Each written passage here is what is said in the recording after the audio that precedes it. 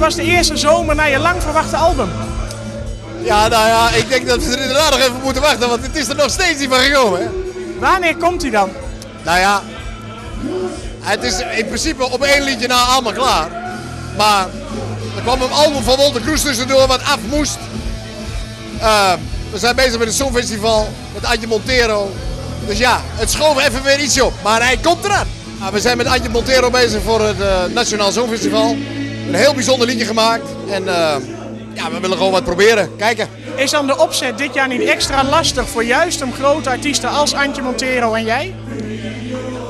Nee, vind ik niet. Ik vind, laat het publiek beslissen.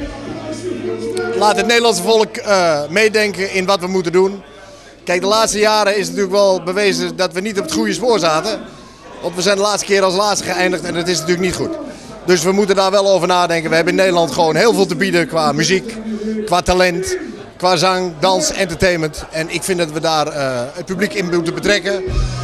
Laten ze hun stem maar uitbrengen en laten ze maar horen wat hun ervan vinden. Wat is dan het geheim achter een goed Songfestivalliedje? Ja, dat vragen mensen me meer. Wat het geheim is, sowieso achter een hit, zeg maar. Hè? Want als je een hit scoort op het Songfestival of in het land of whatever. Ja, zoiets moet gaan leven bij het publiek. Het publiek moet het omarmen. Het moet iets catchies hebben. Eigenlijk alle ingrediënten moeten er zijn. En wat is een goed Songfestivallied? Ja, geen idee. Het moet gewoon sowieso een goede song zijn. Met heel veel energie, met zang, dans, wat je hebt gezien bij het Songfestival. Het is niet alleen maar de zang hè, waar het om gaat. Het is ook de hele entertainment eromheen. De dans, de act op zich. En natuurlijk moet je wel een getalenteerde zanger of zangeres hebben die dat uit kan voeren.